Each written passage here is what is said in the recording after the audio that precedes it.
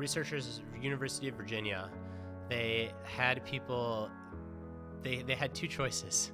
So they had to put their phone down unexpectedly, and then they either had to sit with their own thoughts for 15 minutes or they could shock themselves. Those were their only two options, with a medium voltage electrical shock. And the majority of people chose to shock themselves instead of just sit and wait for 15 minutes. Yeah. That's the habituation. Right. Excitement, right? Even pain and excitement are probably more similar than happiness and excitement. Yeah. So people traded the refresh of phones for shocking themselves. And man, that's like a really powerful study, and it's like very well controlled in a lab, right? Like it's been replicated. Right. So I think it's about relearning how to just be, and like how to be happy and how to be at ease. Right. The second one is be present. Yeah. Is what I meant. And what I got from it is you got to be responsible and aware of your attention, as this is the essence of life. Being present and in attention is the essence of life. That's what I got out of it. What do you think? I think you got the gist. main point. Yeah. I mean, we are what we give our attention to. Right. And in today's world, there's so many distractions and there's so many different things vying for our attention that just being aware of what you give your attention to is really important. The writer Annie Dillard said, how we spend our days is how we spend our lives. Right. I just love that quote. It's like, Yeah. how are we spending our days? What's Right. getting our attention? Right. Yeah. I think breaking things down into what are you doing with your day, Yeah. right? Instead of what are you doing with your life. But that's a microcosm of your life. For sure. Right? It's like, how do you go about your day? Yeah. Because that's how you go about your life. And if you're like, so back to core values, right? Like if you core value creativity or innovation, if another core value is craft, if another core value is family, then are you spending a day doing a podcast? Creativity. Are you spending how many half days a week in clinic? Craft. Are you doing any research? Intellect. Do you have your own version of shutdown family time? Family. And then suddenly you start to create, maybe if it's not every day, but a week, that if you repeat that week, it actually starts to emphasize the things that you really care about. Yeah, that's excellent. What about this multitasking culture, man? Yeah, I mean, Nowadays, you're right? a brain doctor, right? Multitasking is a myth. Right. And just the first picture that comes to my head is like on social media is like all these guys with all the screens, right? And like they're trading on one side, and then they're like, editing on this side and doing all this sorts of, all this crazy stuff at the same time. And they're probably not doing a good job of any one of those things. Yeah. I mean, I think that, so you might know this research better than me. I think there was a study at Stanford where they actually put people in fMRI machines a couple years ago, and like they looked at people's brains during multitasking. And what they found is that, like you said, you actually get less done, ironically, and at a much lower quality. I think it was 50%? It was a big number like that. Yeah. However, I do think that there's like a 0.5%, kind of like short sleepers of the population who actually can multitask pretty effectively. So one, it's probably not you because it's just how stats work. Right. And two, I do think that like there are some roles where to probably be world class, you have to be one of those 0.5% of people. Yeah. And maybe it is like trading, or you got like 19 things going on at once. But I mean, it's so simple. If I had my phone out here and every 10 minutes I was checking my email, this conversation would not be nearly as enjoyable for me or for the listener. Right. So like, I think when we put it into real terms, it becomes clear to all of us that multitasking isn't great. Right. And I think it's definitely applicable now where people are living lives with fragmented attention is kind of what you say. And especially because of all this pull, everything it seems to be geared to grab and keep your attention. Yeah. Right. With social media, with the cat litter commercials, with like everything. Headlines on news stories. It's right. all It's attention. just becoming so difficult. Yeah. And right? I think it's to only just going to be get present. more difficult with artificial intelligence. And the reason I say that is I think AI is going to be really good at looking at the internet to finding the quote unquote viral content and then just reproducing stuff that's like it. And someone's making money on those eyeballs. Yeah. So again, I don't think that there's much to do. I think that once you put yourself in the candy store, it's impossible not to eat candy. Yeah. So I think the work is realizing when you're in the candy store and when you don't want to be in it, and when you don't want to be in it, like leaving it. Yeah. And that might mean putting your computer away. It might mean putting your phone away. It might mean going for a walk with no device. It might mean having a dinner with friends where everyone puts their cell phone in a drawer, not because people are like being paternalistic, but because everyone agrees that, hey, if my phone's on me, I'm not going to be as good. So let's all do this together. Right. I think that's kind of the way of being present in the future. Yeah. You describe the phone as an existential slot machine. Yeah. I love that. Yeah, right? I mean, of course. Oh, like there's a moment of time where it's just kind of open. Well, I need some validation that I matter, so I'm going to go respond to an email. Right. And every time you do this, you're scrolling that slot machine to see what email comes in or what text message or what social media thing. And you don't know what you're going to get back. That's why it's why the do you think slot we machine. need that so bad? Like, why do you think? I think we want to matter, man. And I think that's the trade-off, or that's not the trade-off, but like that's the gist of it. Is I think that technology-enabled social media is like Diet Coke, and actually having a conversation like this, or hanging out with your friends, or showing up to volunteer, or working in your clinic, that's like real Coke. Right. And we spend a lot of time like looking for that source of meaning and validation in ways that are maybe not as satisfying as getting it in person. Yeah. And I think that is the thing that social media has sold the most is connection, but it's the illusion of connection. That's an excellent point. Now, it's not all bad, because you came across my stuff on the internet and we true. connected over email. That's right. And we wouldn't be here without any of it. Right. So it's a tool. And I think like it's not about saying, oh, relegate it away altogether, because again, we wouldn't be here, but it's about realizing it's a tool and then trying to use it in a way that leads to things like this. Right. Yeah. And then I've always, even before I read your book, I was always a fan of Mike Posner. Oh, I love Mike Posner. That's why we're kindred spirits. Yeah, not only his music and his creativity and how great he is at that, but his whole arc. Yeah, of his career. Of his whole career, right? He's like the epitome of groundedness in some ways. Now. Like yeah, but I mean like heroic individualism, like the whole thing. Yeah. Like that's why he's in the book. That was such a neat man, part of my job that I love the most, and why this is a core value of mine and I get giddy, is I get to meet like so many fascinating people. Right. So interviewing Mike Posner was just like a highlight of the work on this book, because like he's lived this. I mean, he was chasing fame and women and money and trying to sell out shows and pop music. He got it.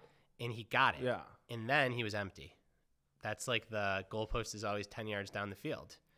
And then he's kind of had like this rebirth, is a much more, what I would say, soulful artist, but his new stuff's not nearly as popular. Right. Which is really interesting. Why do you think that is?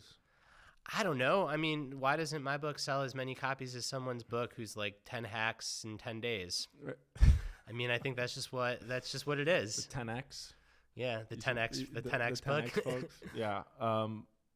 And then, Mike Posner, for people that don't know, you mentioned attained all this fame through his music. He got everything, right? He got everything that society tells you that when you get, you're going to be happy. He got all that, still wasn't happy, went through some really stressful experiences, and then he decided to walk across the United States. That's right. Right?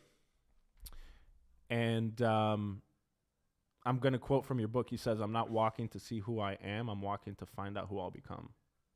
What do you think about that quote? I love it. I love it too. I mean, I think a really, right, back to what I said in very opening, is I like writing because I like words, because I think words give shape to things.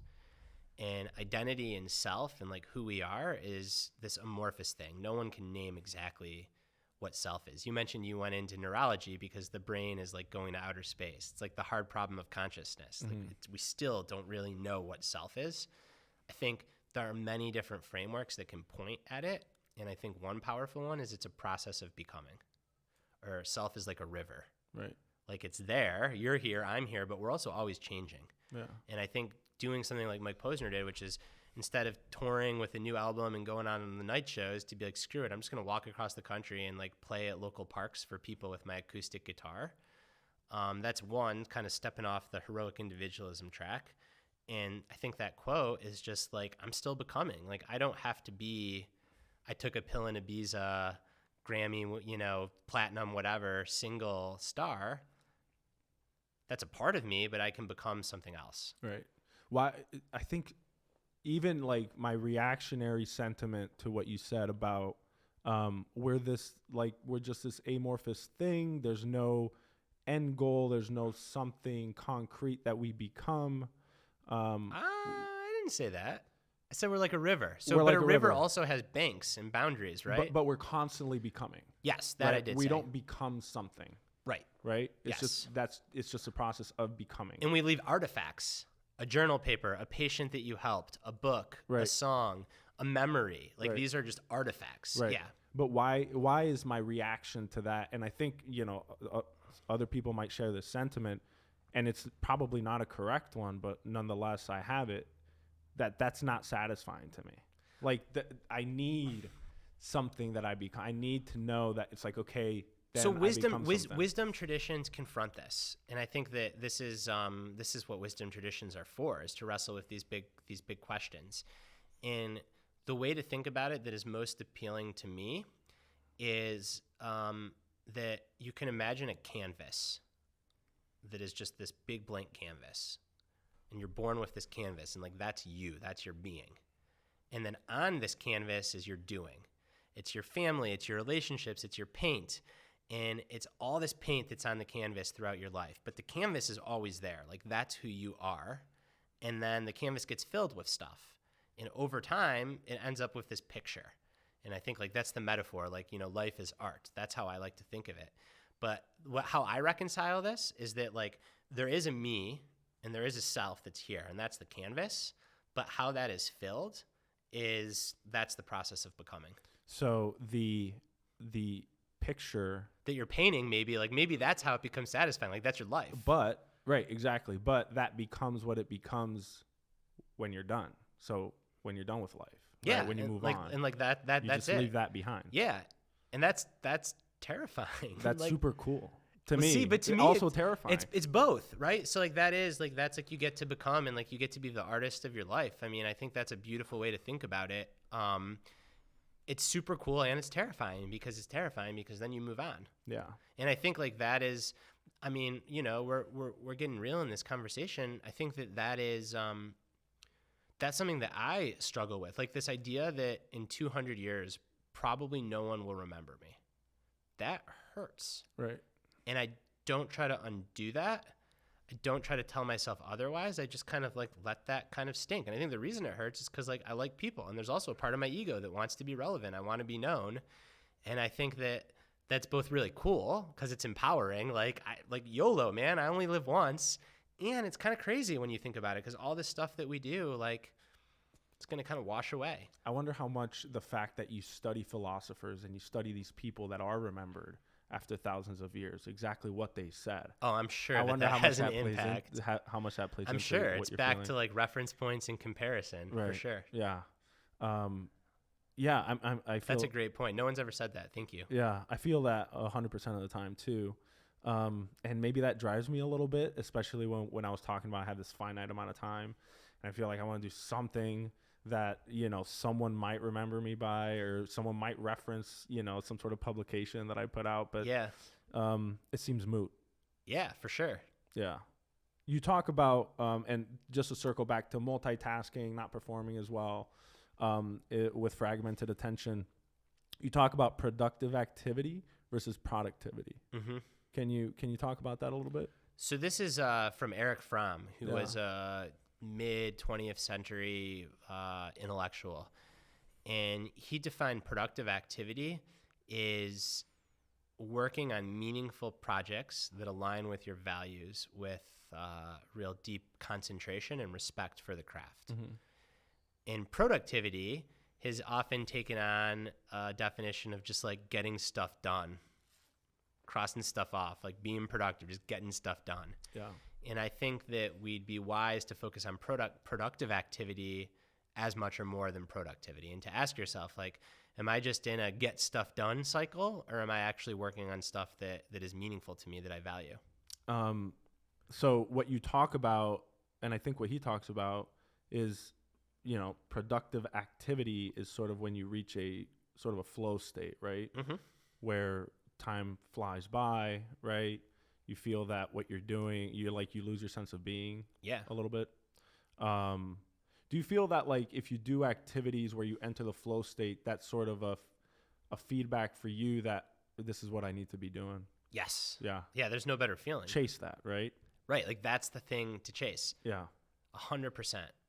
Those experiences where your sense of self kind of dissolves, those are the experiences that like really make life, to me, like meaningful and give so much texture to life. For me, it's in writing, and it's in conversation like this, and being in community, and it's sometimes in sport. Yeah.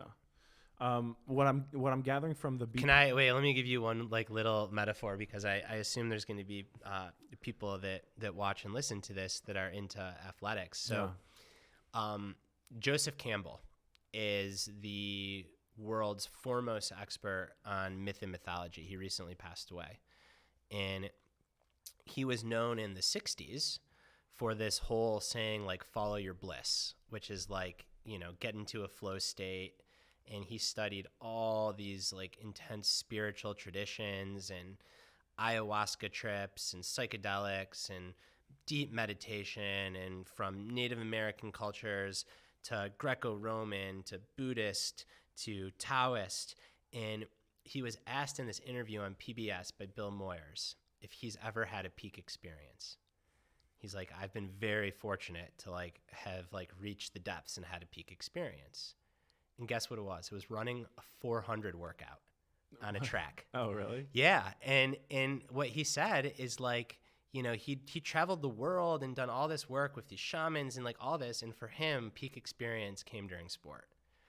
And as a junkie of sport, I actually think like that to me is like the most, if you can have those moments in sport where it all just melts away and it's just you in the game, that's the best part of sport. Yeah.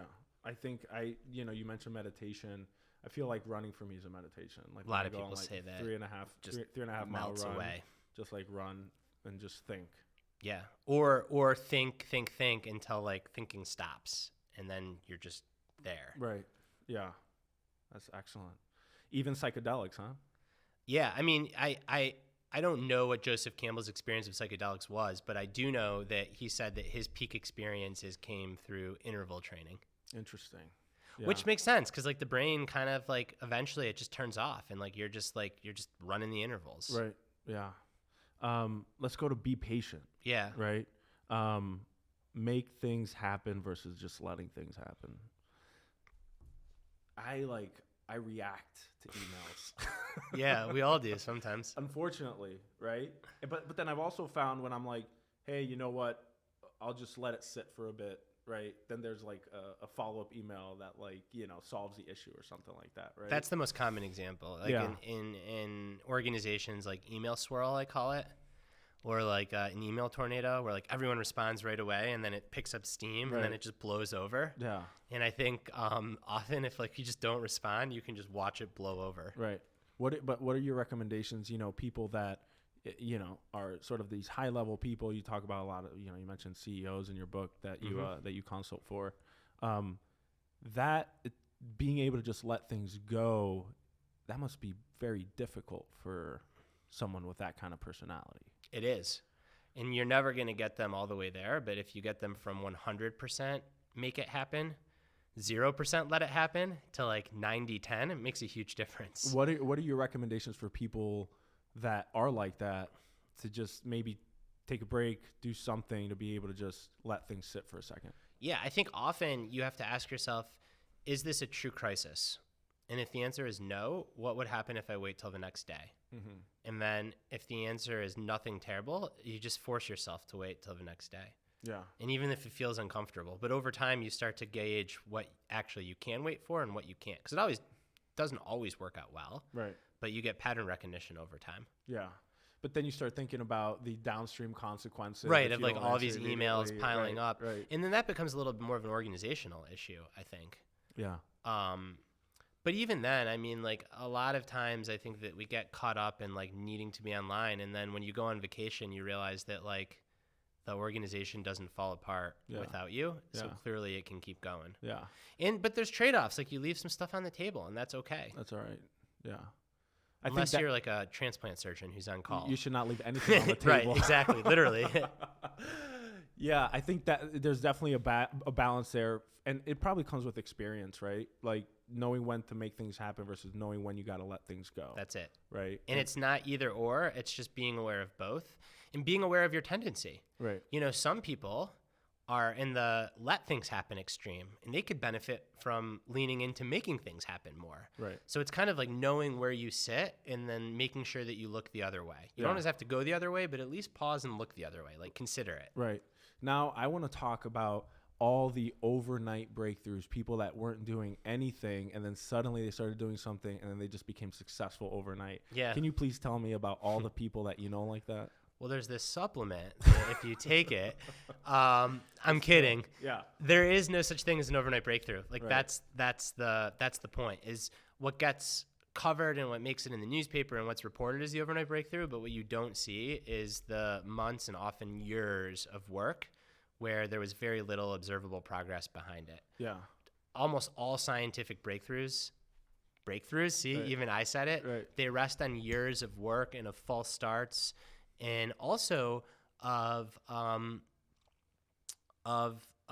don't want to say luck. Maybe there's a word for it. I'm sure like a philosopher of science would know the word, but like unintended consequences. So these current weight loss drugs like Wegovy and Ozempic, Right. it's kind of an accident. Like they weren't meant for weight loss. And Right. now I just saw some article that they might show promise for addiction, like broadly speaking. But this was like a drug that was supposed to change like insulin receptors for diabetes. Right. And weight loss was like something that people just saw happening, and it wasn't a bad thing. So now this breakthrough drug was 20, 30 years of research and like some unintended consequences that might work out really positive. Right. But we all call it a breakthrough. Yeah. Isn't that crazy? Yeah, it's The nuts. mRNA vaccines that were a breakthrough, right? The woman, Catalin Carrico, had been working on mRNA technology since 1970, Right. but it's a breakthrough. Yeah. Have you ever had, and I hate to call it a breakthrough, but have you ever had a breakthrough in thinking or some sort of breakthrough in thought or something like that, personally? Yes, but it would have never happened without the prior thinking where there wasn't a breakthrough. Exactly. So the breakthrough thought is contingent on all the kind of more boring unbreakthrough thinking. Right. Do you feel comfortable talking about what that breakthrough was? Oh, I mean, I have breakthroughs all the time. Yeah. What's your most recent one? My most recent breakthrough is it's probably this concept that I used in my next book. Yeah. That is, it circles around some of the topics we're talking about today too, because it's very much like a continuation of groundedness. But there's a lot in it about identity and like how to think of identity over time. And the main term that I use is rugged flexibility. Like you want your identity to be rugged and flexible. Right. And when I first had that thought of like taking these two paradoxical things, ruggedness and flexibility, and putting them together as that describes what an enduring identity is, Right. that was like this, there it is. Yeah. Now, I had that thought on a hike, and it just popped into my mind because that's how creativity works. And that was a breakthrough, but I had been thinking about this and trying to come up with something for like 6 months prior. So Right. it wasn't actually a breakthrough. Yeah. I think I wouldn't call mine a breakthrough. I would call mine a breakthrough in thought. Yeah. And I mean, it might be pathological, you tell me, but, you know, I came to a point where I realized that no one is coming to help me in terms of doing the work, right? Saying no one's coming to help you. Your parents aren't coming. Your friends aren't coming. There's no one coming to help you achieve what you want to achieve. Nothing is going to fall in your lap. You have to go and you have to do the work. What's the saying? The boats are burned. But in my case, it was like, my thought was like, there were never boats in the first place. Right? Yeah. It's just like, you just got to do the work, and that's really the only option. Yeah. Right? And that was sort of my breakthrough realization, which I had, I forget exactly when, probably a couple years ago. And I think that's shifted my mindset a little bit for the better or worse. Yeah, it's so I think that that's mostly factually accurate.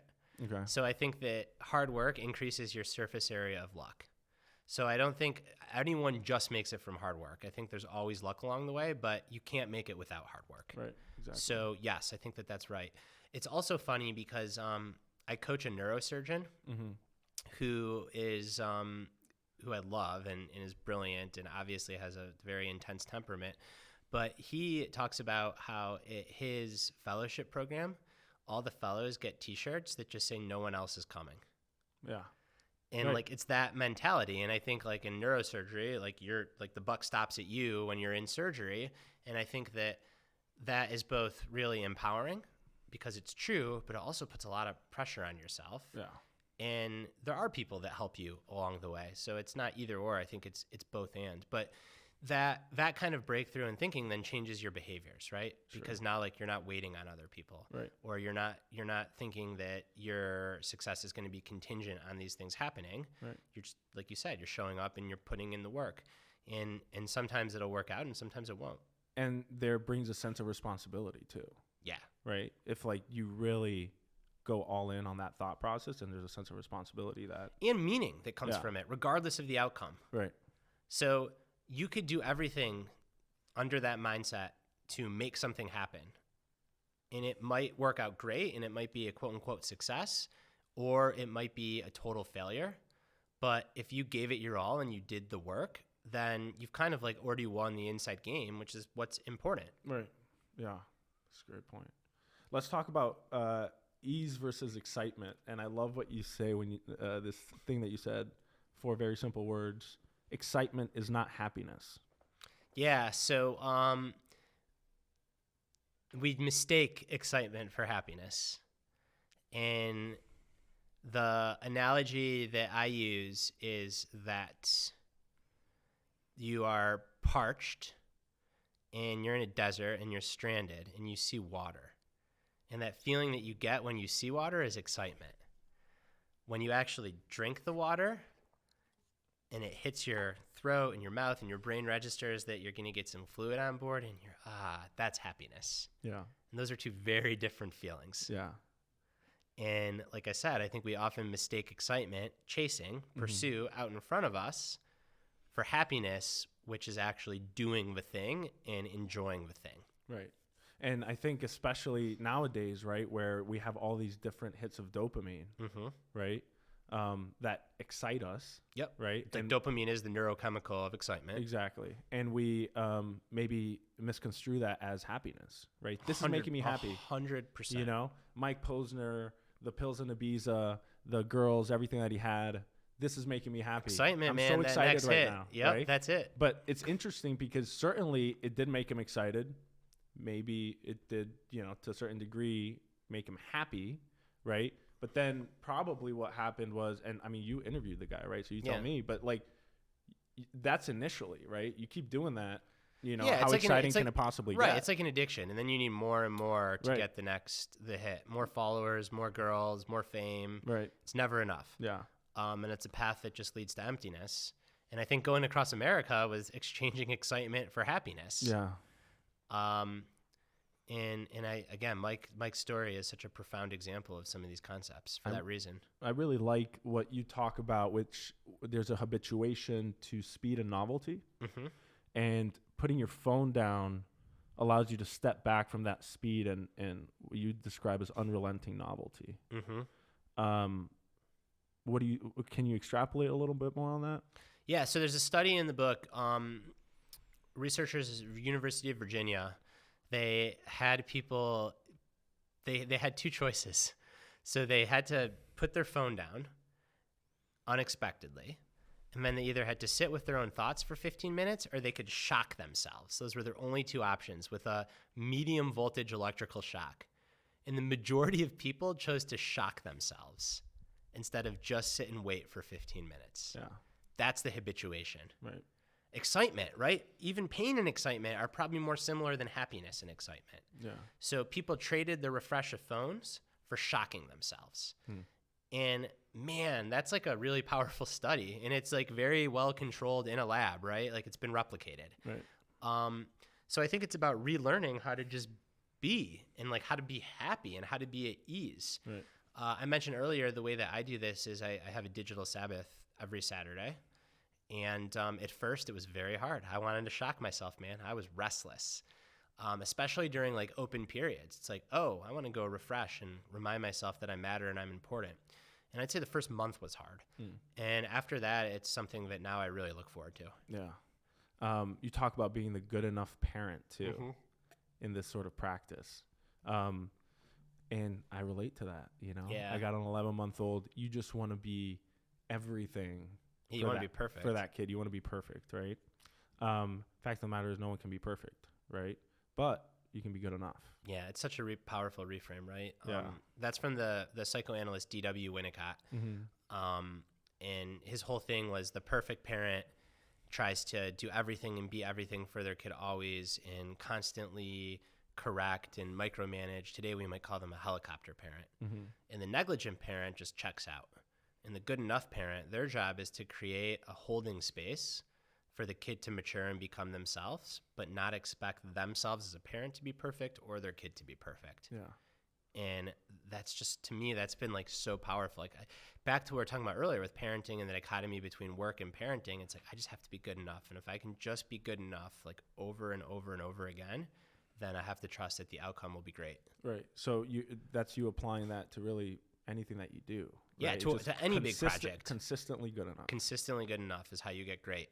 With some exceptions. There's a time and a place to be perfect. Right. But those are generally exceptions, not the norm. Right.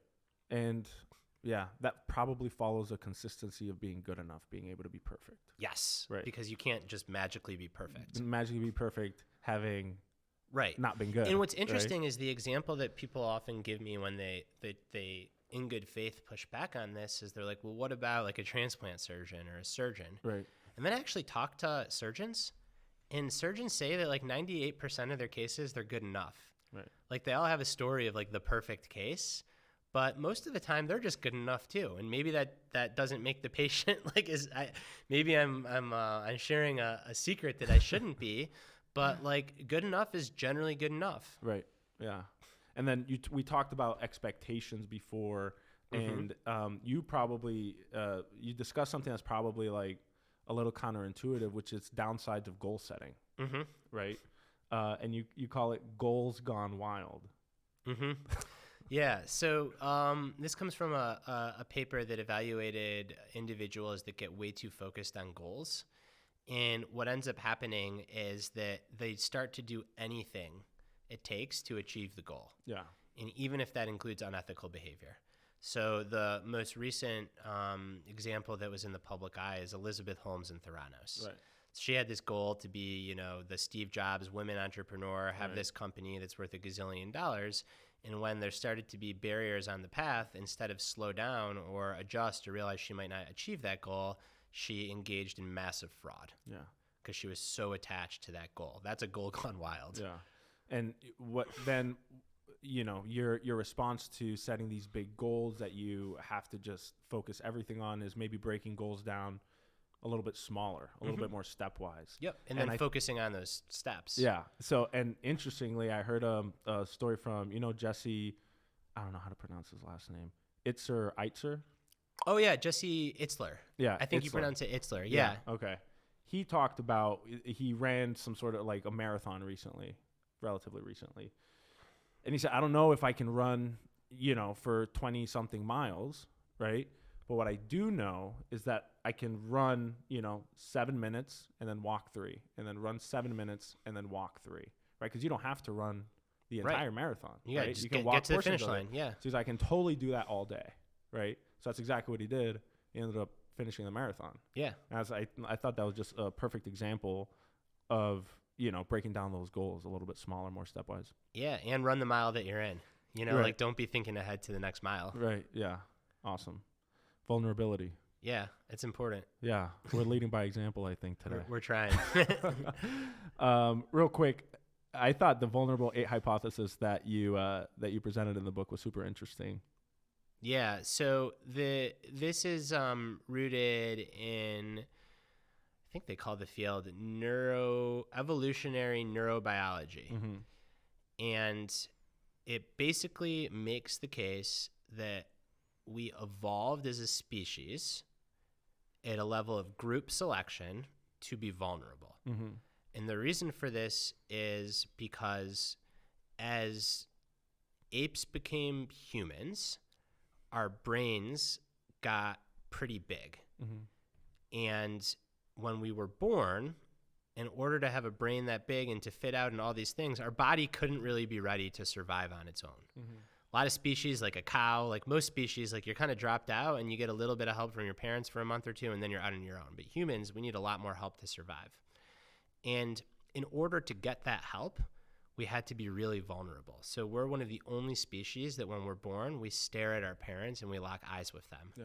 Which is like the ultimate source of vulnerability. Like here I am literally butt ass naked and I need your help. Right. And babies, the hypothesis goes that couldn't do that, they got selected out. Yeah. Because if they couldn't lock eyes with their parents, if they couldn't show that vulnerability, well, then they might not have the bond, they might not get help, and they would die. Right. And these are like Neanderthal, or I guess we didn't really evolve from Neanderthals, but these are like primate to human, way back when, not modern. Modern, if you're here, we've made it this far, you've got that vulnerability gene. At least most people do. But yeah, that's the vulnerable ape hypothesis, that the only apes that were selected in primates to become humans were those that could show vulnerability as babies. Yeah. Now, how does that translate us being vulnerable to performance? I think that it ultimately comes down to performing out of a place of love versus performing out of a place of fear. So when you're not vulnerable and when you feel like you have to have it all together, you are very fragile. Mm-hmm. Because if something goes wrong, it's like everything goes to crap. Yeah. Or you feel really tight when you're performing because you know there's a part of you that you haven't explored or that you haven't been honest about or with. And you're trying to protect that part and you're scared. Yeah. And that's performing from a place of fear. Yeah. Whereas if you're vulnerable and you're wide open, then you can just perform from a place of love. Like, this is it. Yeah. What you see is all there is. I want to go out and get it. I'm not hiding anything. Yeah. And I think you mentioned in regards to performance, performing out of like a fear versus, you know, performing out of love for what you're doing. Yep. Right? That's it. Do you feel that is rooted in sort of vulnerability? I think so. I think if you can't be like I was saying, if you can't be vulnerable, then you can't perform from a place of love. Right. Because like you're constantly hiding something. And you're worried about making mistakes. Yeah, that's the fear. Right. Or you're worried that like this thing is going to come up and unearth you. Right. Exactly. Well, and you described the front stage versus backstage selves, right? Mm-hmm.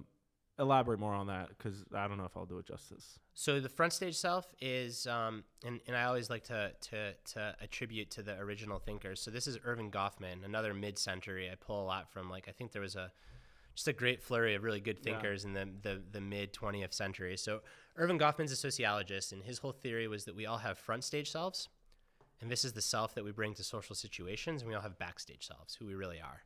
And the bigger the gap between those two, the more cognitive dissonance and distress we feel. Mm-hmm.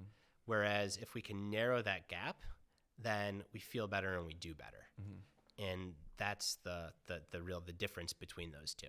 And we're always going to have some gap.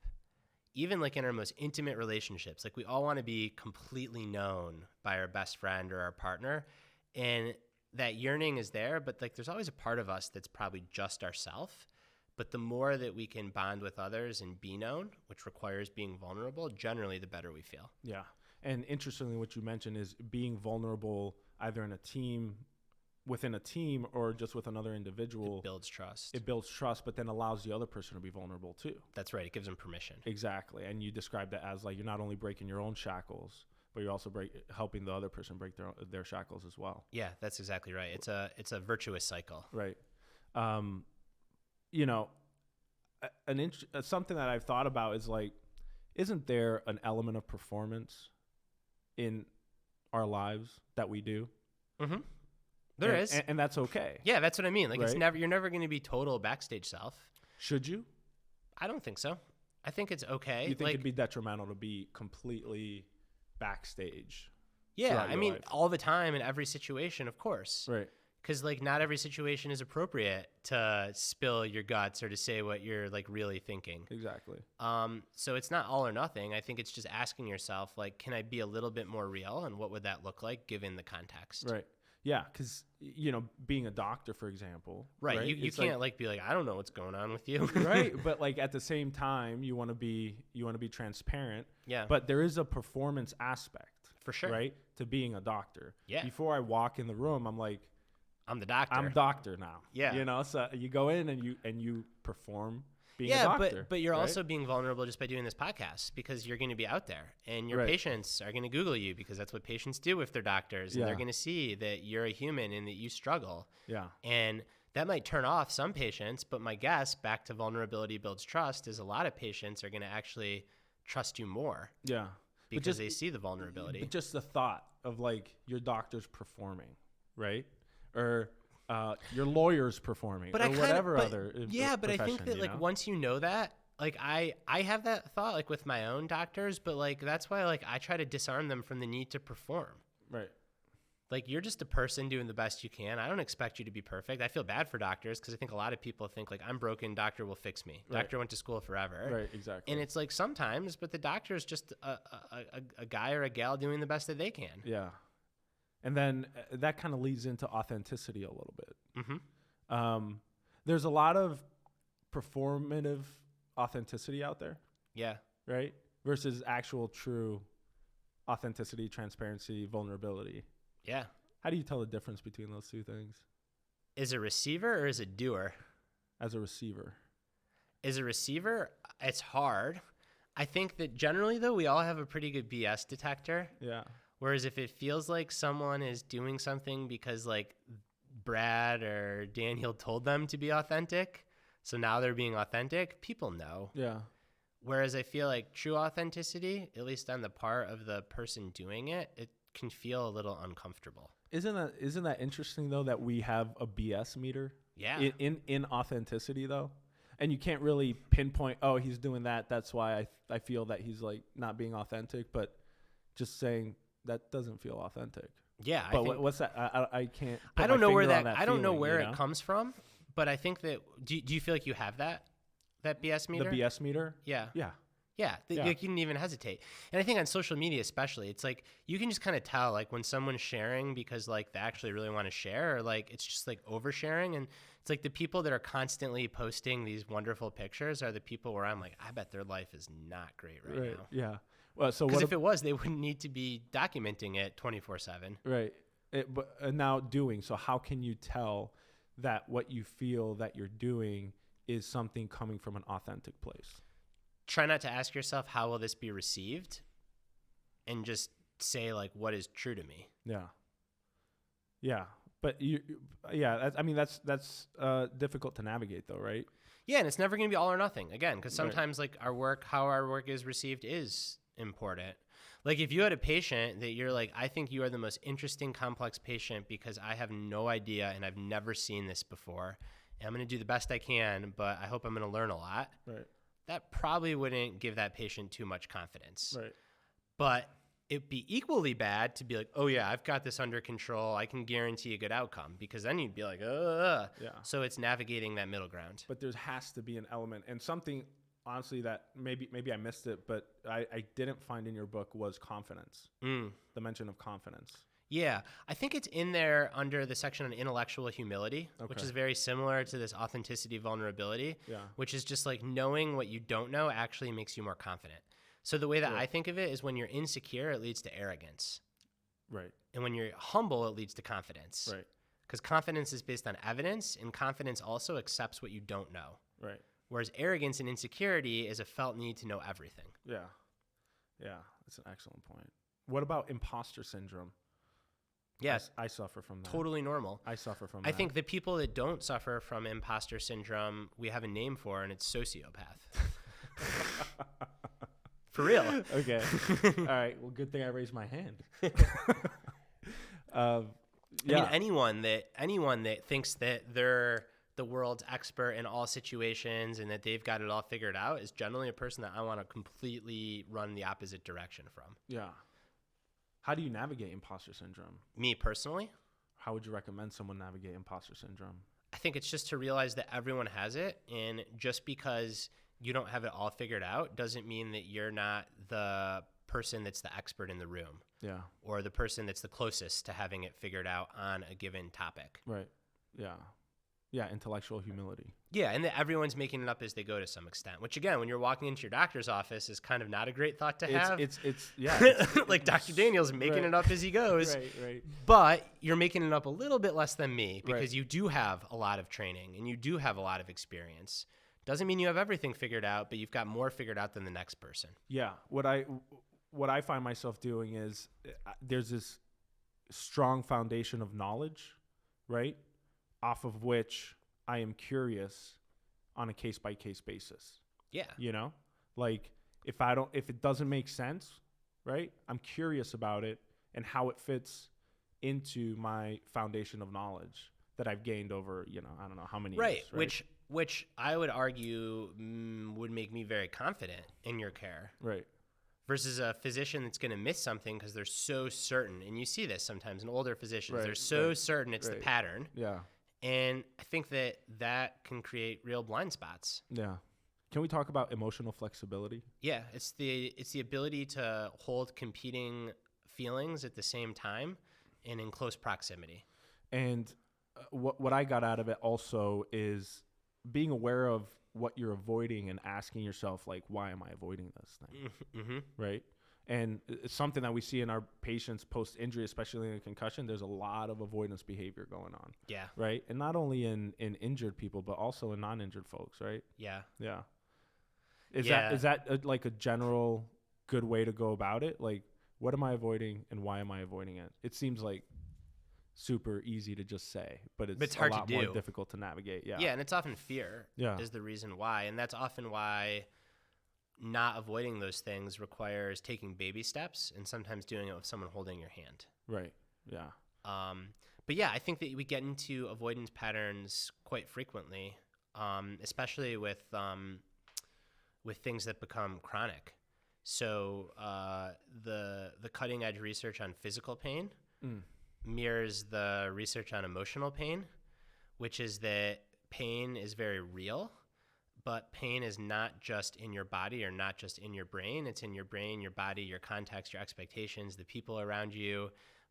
It's a socio-biological, psychological model. And what can happen is initially when you experience pain, you have avoidant behaviors for good reason. Mm-hmm. You're protecting yourself. But eventually, if you get stuck in an avoidance cycle, then that pain can stick around longer than it needs to because the alarm system is on so high for so long that it gets locked in on high. Mm-hmm. And the treatment is to gradually expose that alarm system to intruders that are small and give the alarm system confidence that it can relax its guard a little. Mm. So in the case of pain, they call this exercise graded exposure. So you constantly expose yourself to a little bit more physicality and retrain your body that you can do things without feeling pain. And for anxiety, you constantly expose yourself a little bit more to the things that elicit your anxiety to retrain your brain that you can face these things. Mm. And again, often it's with a therapist, physical or emotional, holding your hand. You know, what's so interesting is I did a podcast episode with Dr. George Slavich, who's the director of the stress lab at UCLA. And he talked about a study that they did or that someone did where they elicited emotional pain, gave patients Tylenol, and they found that their emotional pain was reduced. Yeah, I know. Which is like it kind of like turns everything on its head in terms of like what we think pain is. Yeah, and the mind-body connection. Right? Yeah, and pain is fascinating, like because not even the biggest experts in the field of pain can't even agree on a definition for what pain is. The way that I think of pain is it is an uncomfortable sensation that you don't want to have. Yeah. And again, I think what makes pain, whether it's emotional or physical, or if it's one and the same, so hard, is that the things that worked eventually get in your way. Yeah. So oftentimes, not always, but oftentimes, how does pain become chronic? Because an avoidant behavior, when you first had the injury that worked in your service, gets locked in. Right. And then your whole nervous system kind of tightens around that. Yeah. And then you expose yourself to the thing, and the brain says, pain, pain, pain, throws up that pain, even though you can do the thing. You just have to work through that pain. Right. Now, and I think that leads into the next principle, which is movement. Mm-hmm. And I freaking love movement. I love exercise as part of this practice, because especially how it connects to pain, right? Because you exercise, and exercise elicits pain, elicits an uncomfortable sensation that you don't want to be in. Yep. Right. But then exercise also teaches you to push past that. Yep. Right. Or just to, or yes, and I'd say like to push past it and just to be okay with it. Be all right with, like, sit with it. Sit with it. Bingo. Right. Yeah. And certainly that experience in exercise can then translate to so many other elements of life. That's right. Right. Yep. Being uncomfortable with a certain trigger that triggers your anxiety, and just sitting with that sensation and being able to navigate your way through it. Yeah. There's really interesting research that I cite in the book that shows that one of the best ways to help people deal with stress is to have them regularly exercise. And there's obviously this enormous biological component. So just good neurochemicals are released. And that's probably most of the effect. But a part of the effect is exercise is constantly making you address that voice in your head that says, slow down, stop, I don't want to do it. And learn to say, I see you, but I'm going to do this because it aligns with my values. Oh, awesome. And I think that that also helps with stress mitigation. Yeah. And something interesting that exercise elicits, it's chronic inflammation, or not chronic inflammation, but just systemic inflammation. Yes. Right. And then, but then when the exercise is done, the inflammation then comes back to normal. Yeah. It's like the hormesis response, right? Exactly. So if you keep exercising, you're training your immune system to be dynamic. Yes. Right. Meaning systemic inflammation occurs, but then it comes back down to normal. Yep. Right. So then there's sort of an argument that like the system's more robust with all that variability. Exactly. So then there's an argument that if you're not exercising, then you could be predisposed to chronic inflammation, and then chronic inflammation might be one of the leading factors in mortality across the United States, across the world, right? Yeah. And I think that exercise is one of those things that like if there was a mechanism by which we knew why it was good for us, there'd be a pharmaceutical aid that would be $1 trillion drug. Right. But there's not, because it's so fascinating. We mentioned offline, my brother's a neurologist and he's a stroke doctor. And just seeing the field of stroke research start to conceptualize the leading risk factor for stroke is like sedentary lifestyle, and stroke is like cardiovascular disease. They call it like a brain attack. Right. Not all the time, but probably 50% of strokes are caused by poor cardiovascular health. Yeah. Yeah. And then, so then now in this sort of realm of movement and exercise and how it relates to mental health, how it relates to performance, there's, different sort of protocols that are being established, right, by folks on Twitter and stuff like that. And some other activities that are movement associated, like cold plunging, for example, or sauna. What do you think about those kinds of things? I think that it depends. So based on all the research that I've seen, and my background is in public health, my academic background, there is nothing that is more bang for your buck, physical, emotional health, than physical activity. Not sitting in cold water, not sitting in a warm room, but moving your body. Brisk walk, run, weightlifting, gardening, dancing, yoga. It doesn't matter. Something that's moving your body. Yeah. I think some of these newer fads, I think that they try to mimic the effect that you get from moving your body in like a shorter, more intense way. But the research just doesn't bear that they have the same benefits. Mm-hmm. There's good research that shows that there are benefits to sauna, particularly for already well-trained athletes, to help them acclimate to heat. And there's even potentially some benefits in the amount of oxygen that your blood can carry. So really elite athletes used to go train at altitude and then come back down. And now there's some research that shows that actually if you train and then go sit in a sauna, well, you're already a little bit core temperature rised and dehydrated. That can help with oxygen carrying capacity. But there's just like the cold plunge stuff, I think, is just a fad. Like there's no good research that shows that it does anything other than make you really cold and then it wakes you up because you're freezing. However, if you're someone that struggles to sit with discomfort, cold plunge is a great way to practice. Right. So I don't buy into the promises of physical health and longevity, but from a psychological tool that can be really effective. Mm-hmm. I personally would rather just go try to deadlift like 3 sets of 10 or go run a hard mile, because I think that discomfort's actually harder than a cold plunge, and I get all the benefits of exercise from it. But the people that I know who have done or who have seen the best benefits from cold plunge, it's not about brown fat activation or this, that, or the other. It's just about doing something hard every day. Yeah. But what about this improvement in their mood and stuff like that that's experienced afterwards? Dopamine is increased. We talked about what dopamine can do a little bit. What do you think about that rationale? I think that, again, I'm going to say it depends. I would say that a lot of things can increase your dopamine. Going shopping, there's research that shows that going shopping increases dopamine and mood. Right, but that is comes out of your bank account. Right. So, but so does like an $8,000 cold plunge. And listen, like people joke on the internet that like I'm against cold plunges. I'm not against cold plunges. I'm against like over promising. Yeah. And I think that if a cold plunge is the most reliable way for you to feel good, then you should cold plunge. I just think that it's not the be all answer.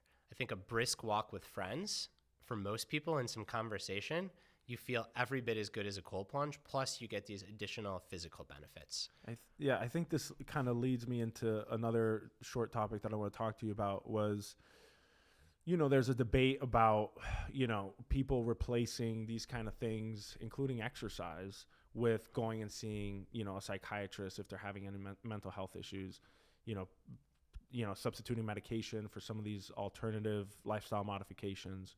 What's your thought on that? They're all tools in the toolkit. And Okay. you want to have as big of a toolkit as possible. But some people are saying, hey, this is harmful for people's mental health because they're not going to a professional and doing what they have to do as per the professional to improve their mental health. People are saying that? I mean, I've seen it on Twitter. Yeah, I think that's garbage. I think what can be harmful is if you say exercise cures depression. No, I was depressed with my OCD and I exercised a lot. So I'm an empirical standing evidence that exercise doesn't cure depression.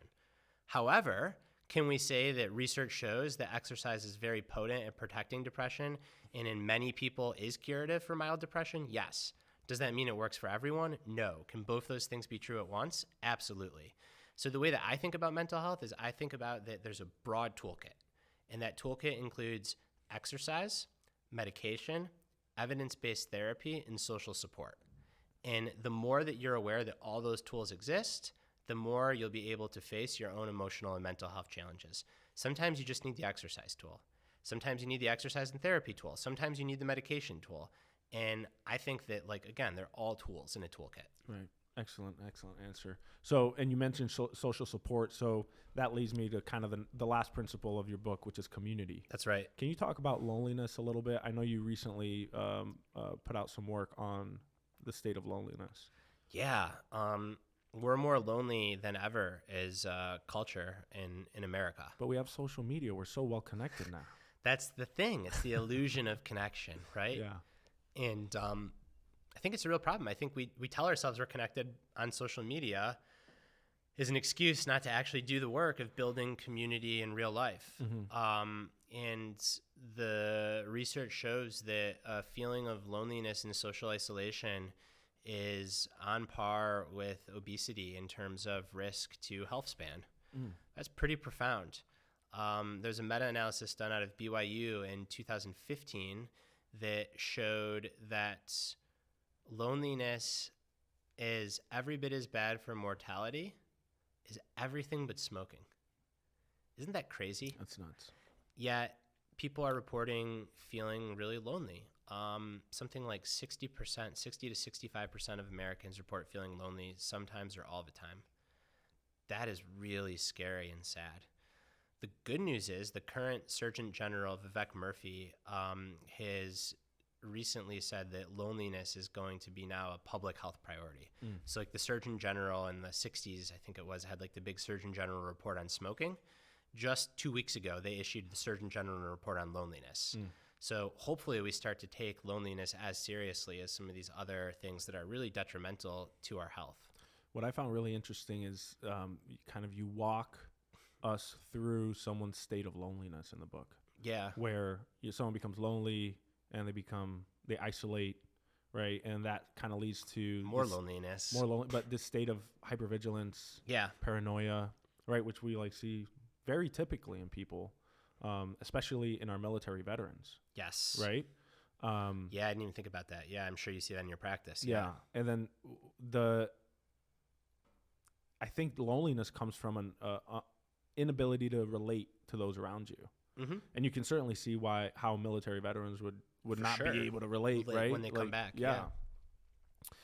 And then, that hypervigilance, hyperarousal, certainly, it can lead to states of, been reported systemic inflammation. I wonder how that would play into the sort of increased mortality issue.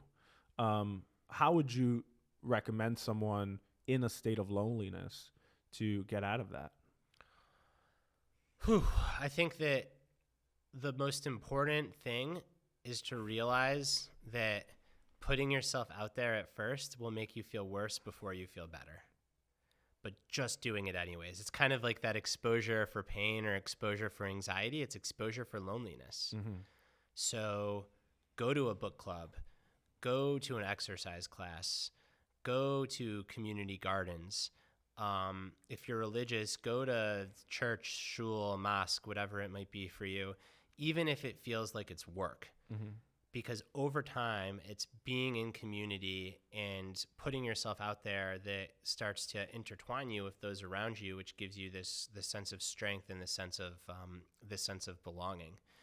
But it is hard because of this hypervigilance pattern that you get. Like loneliness begets loneliness, and then you have more people in society that are lonely and hypervigilant. Well, then it's even harder to form community. Yeah, and then this COVID-19 pandemic really exacerbated everything in terms of loneliness, right? Totally. And I think that, I come from a public health background, I said, so I'm very sympathetic to the decision makers charting this unnavigated territory.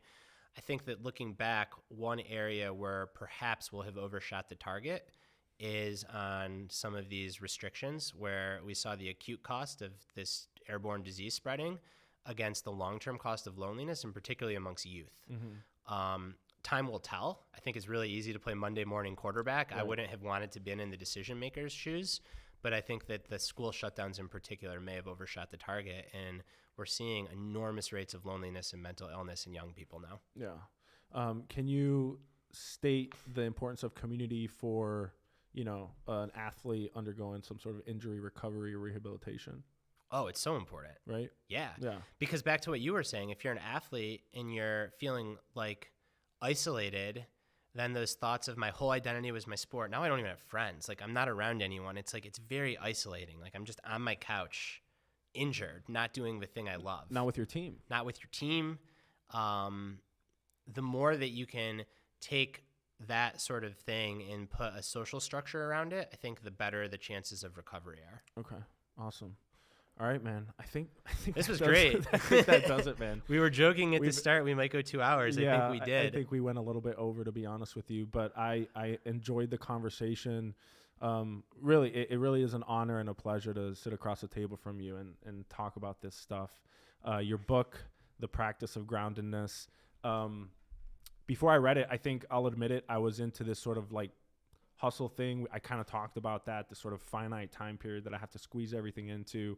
Since reading your book, I'm certainly reevaluating how I'm going about my career, how I'm going about my life, and I'm planning on implementing changes.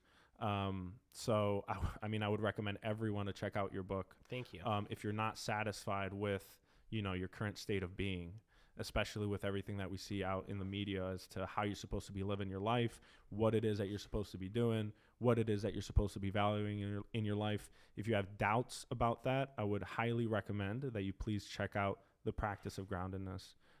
Any final words, buddy? No, it was an honor. I'm just really stoked that there are young up-and-comers practicing medicine in particular that are having these conversations and that are open to these ideas, because I think that the more people that treat the field and the practice and the craft holistically, the better we'll all be, because might not be on your table, but one day I'll be a patient on someone's table. So I'm really glad that these conversations are happening in your field. Well, you're always welcome on my table, buddy.